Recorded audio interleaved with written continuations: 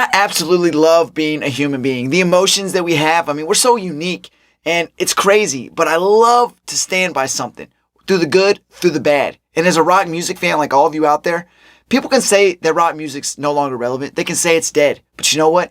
Rock music's like a snake. You turn your back on it, it's going to come up and bite you in the ass.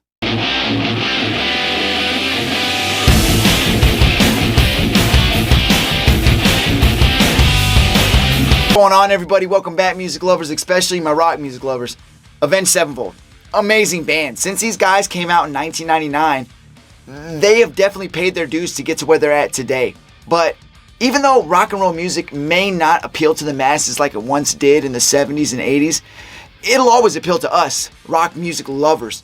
But their 2005 album that came out did something at that time that just smacked people in the face and said, you know what? You can try to kill rock music, but no matter how much you try, it's never going to die. So like I said, the guys came out of Huntington Beach, California in 1999, and their first album, Sounding of the Seventh Trumpet, came out in 2001. And this is an album I backtracked to, mainly because in 2003, Wake in the Fallen, their second studio album, came out, and it took my high school by storm.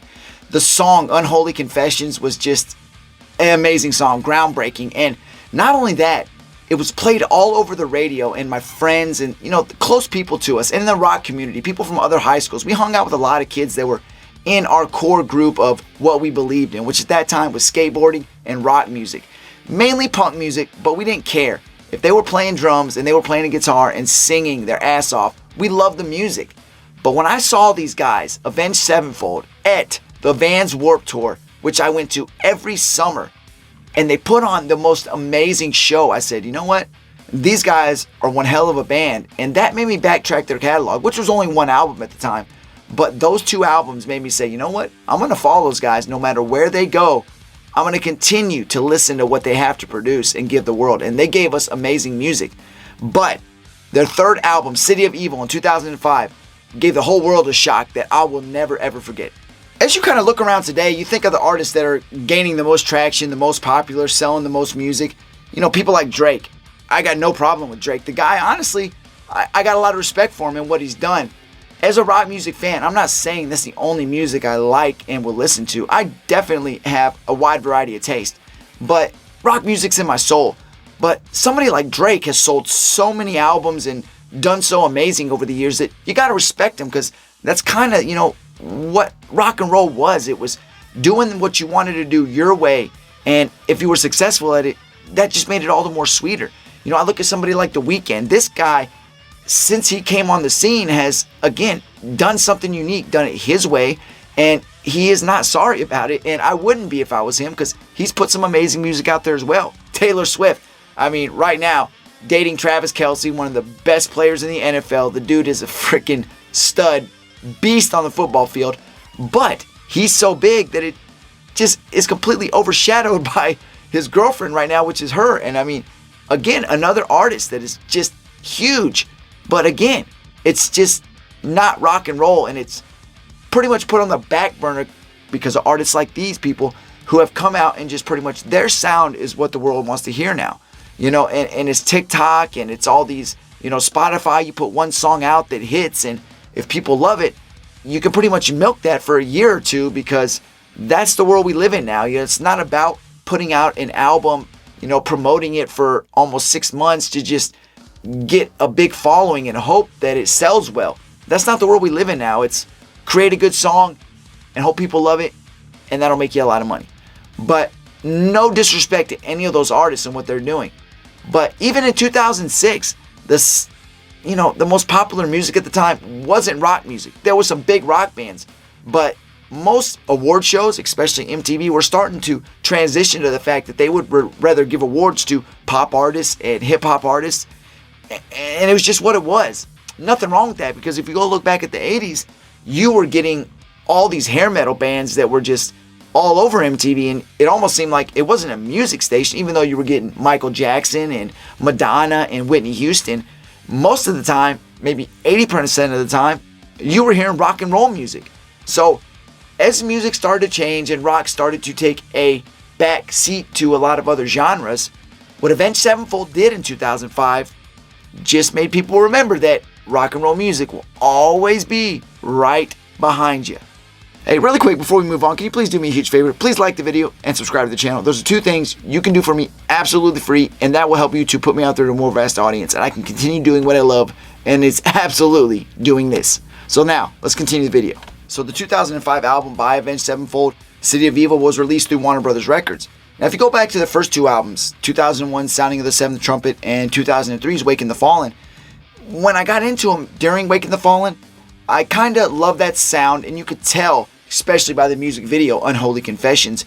They filmed that at one of their shows, which I think is awesome, something you don't see anymore. You saw that a lot in the 80s with those rock bands. They would just film one of their live performances, and that would be their music video.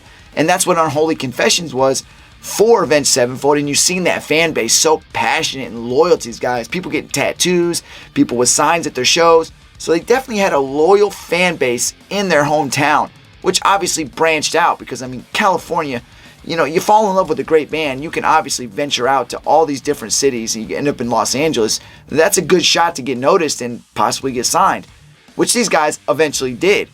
But if you go back and listen to those first two albums and you get to 2005 City of Evil, you will notice a difference in sound based on record label and the amount of money that could be put into that album as opposed to their first two. But I think that's why when their first single, Burn It Down, was released, it was somewhat received poorly by their fans. And I can say I understand it because I have some favorite bands that have changed labels and released different albums through that label that have a different sound to it. But in the end, if you love the band, even though you can't maybe get behind them at first because you want to say they're selling out to an extent, which I don't think that's a bad thing, I can understand why that first single didn't do so well. But, and it's a big but, when that second single came out, Backcountry, that was all about to change. So Backcountry off City of Evil was an amazing song. This was their number 2 single, and it did great. It was number 2 on the Billboard 200. And not only that, it hit number 1 on Total Request Live. And I mean, to be number 1 on Total Request Live was huge because the show was huge. I mean, in its heyday, that was one of the biggest shows. That was when MTV was still absolutely amazing. Cannot say the same today. But there was once upon a time when MTV was great. And it was still that time. They not only hit number 1 on that, they won at the MTV Video Music Awards that year. Best New Artist. Some of the artists that they beat out: James Blunt, they beat out Rihanna, and they beat out Chris Brown. And nowadays, with some of those artists like that, it would be real hard for a rock band to beat them out in an award like that. But it's still possible if you just cannot be denied with something amazing like Backcountry off of City of Evil. But not only that, the music video for Backcountry was absolutely amazing. It was somewhat of a play on Fear and Loathing in Las Vegas. The guys riding around the convertible, trying to swing at these imaginary bats with a fly swatter, while M Shadows is just rocking it through this whole music video. And Sinister Gates' guitar playing is absolutely amazing. All of these guys have very deep roots in what inspired them.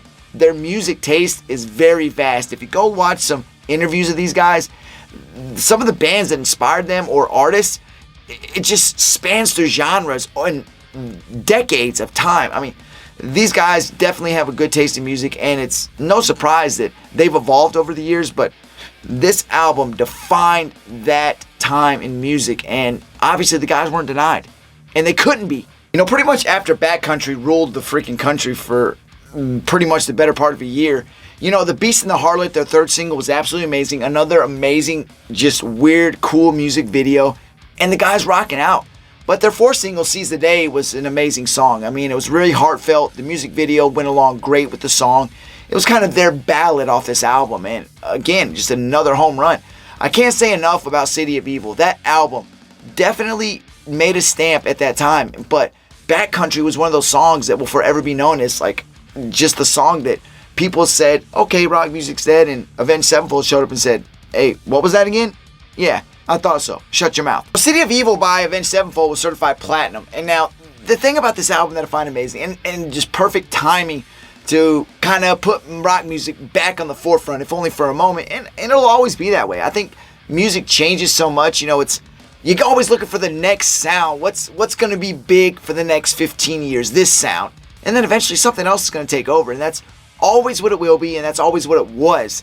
You know, with Avenged Sevenfold, City of Evil, the guys showed up at the right time with a cool sound and a cool style that just, you know, whether or not it was going to take over for a long period of time, it took over for a moment.